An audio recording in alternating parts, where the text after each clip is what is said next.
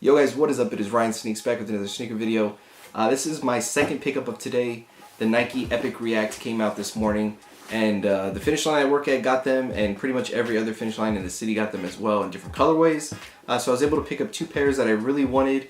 The first pair I picked up was the white one, which I did a video to, which I'll link down below if you want to check that video out. But I've been really anticipating this sneaker. As soon as we got the navy pair in and I tried them on, I knew it was something different and that I wanted to buy that pair right then and there, but we had to wait on it. And when I saw the white pair, I really love the white pair. That's my favorite of the two, so I ended up buying both. So as you can see on the box, it is the Nike Epic React Flyknit in the college navy colorway.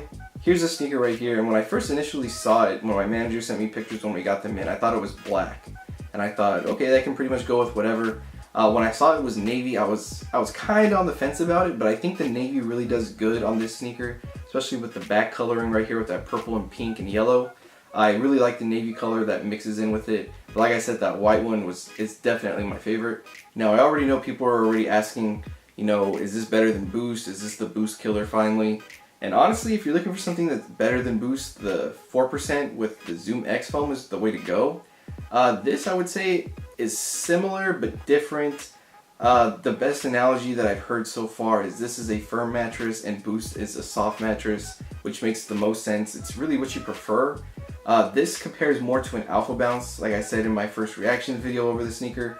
It has more of a springy feel to it than a cushion, like you just sink into it like Boost. And for me, I really like that better when I have to run. With Boost, I would get really bad shin splints, and when I switched over to Asics or Hoka, that just was a little bit different for me. I didn't get the shin splints just because it had a better responsiveness to it. This, I'm going to say, has better responsiveness than Boost. I haven't ran in these. I haven't really done much in them since today's the day I picked them up. But when I was able to try them on in the store, you can automatically tell the structure of the shoe and how it's built, and exactly like how the React foam works. It's just firmer. It has a better responsiveness to it. The one big concern I've heard about the sneaker is that just the bottom wears down really quick, just because the React foam is exposed all throughout the forefoot, except for right here in the toe. This, you don't have it at all, and here in the back you have some rubber. So you get the rubber on the ends for, I guess, if you're a toe striker or heel striker, but nothing in the middle, which, I mean, if you drag your feet, just wearing them casually or something, it's gonna just wear away at it, which kind of sucks. But you know, I guess they're trying to minimize the weight on the shoe, and they didn't want to put a full rubber outsole on it, so it makes sense in some areas, and they probably wanted to get the most out of the React foam by not capsulating it, so I can see what they're going for.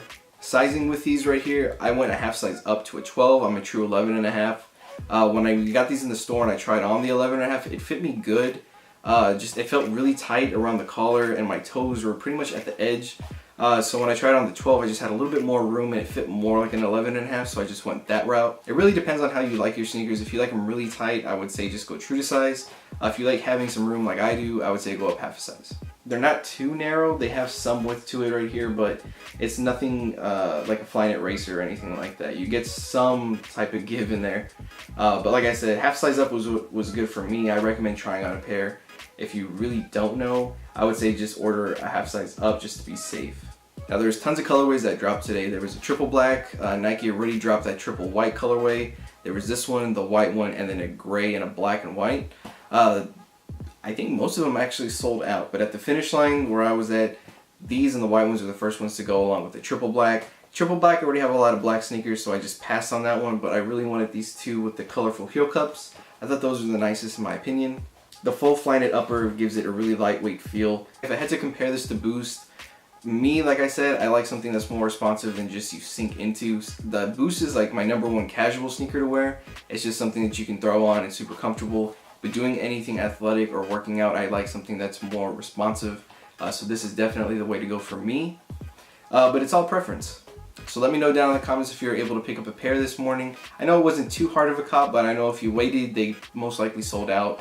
But let me know if you did end up picking up a pair, what color you got, because I'm kind of interested to see what most of you guys went for. But that is going to be it for this one, guys. Thank you again for watching. Don't forget to hit that like, comment, and subscribe button, and I'll catch you guys next time.